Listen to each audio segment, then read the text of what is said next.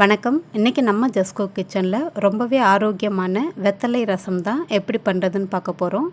வெத்தலையில் vitamin C, கால்சியம்லாம் ரொம்பவே நிறைய இருக்குது. குழந்தைங்க வெத்தலை சாறு எடுத்துக்கலனாலும் இந்த மாதிரி ரசம் வச்சு கொடுக்கும்போது எந்தவித டிஃப்ரென்ஸும் இல்லாமல் சாப்பிடுவாங்க.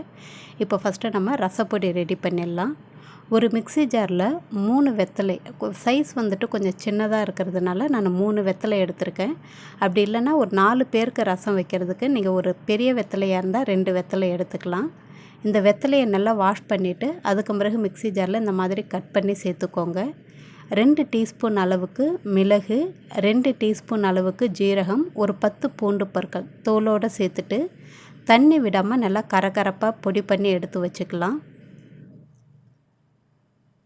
ஒரு வாணலியில் 2 ஸ்பூன் அளவுக்கு எண்ணெய் சூடு பண்ணிவிட்டு நான் நல்லெண்ணெய் சேர்த்துருக்கேன். எண்ணெய் சூடானதும் கொஞ்சமாக கடுகு, ஒரு 1/4 டீஸ்பூன் அளவுக்கு வெந்தயம் சேர்த்துக்கோங்க. வெந்தயம் குளிர்ச்சியை கொடுக்கக்கூடியது.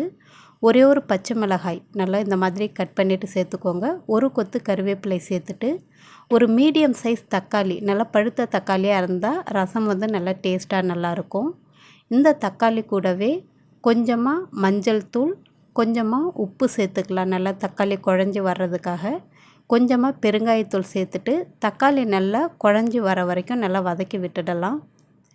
நம்ம எப்போவுமே ரசம் வைக்கும்போது தக்காளியை கரைச்சிட்டும் வைப்போம் புளி கூட. இந்த மாதிரி வதக்கிட்டும் செய்யும்போது ஒரு வித்தியாசமான டேஸ்ட்டாக இருக்கும்.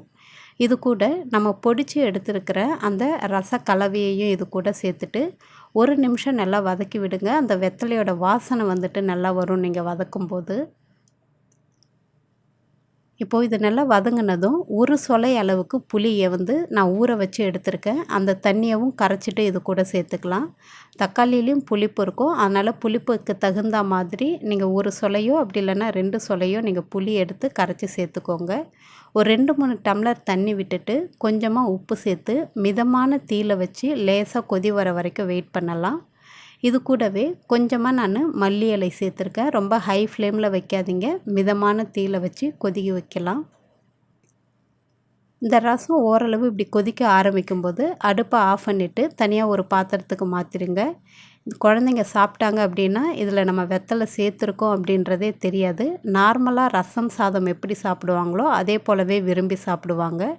நீங்களும் உங்கள் வீட்டில் இந்த வெத்தலை ரசத்தை ட்ரை பண்ணி பார்த்துட்டு எப்படி இருந்துச்சுன்னு சொல்லுங்கள். நன்றி, வணக்கம்.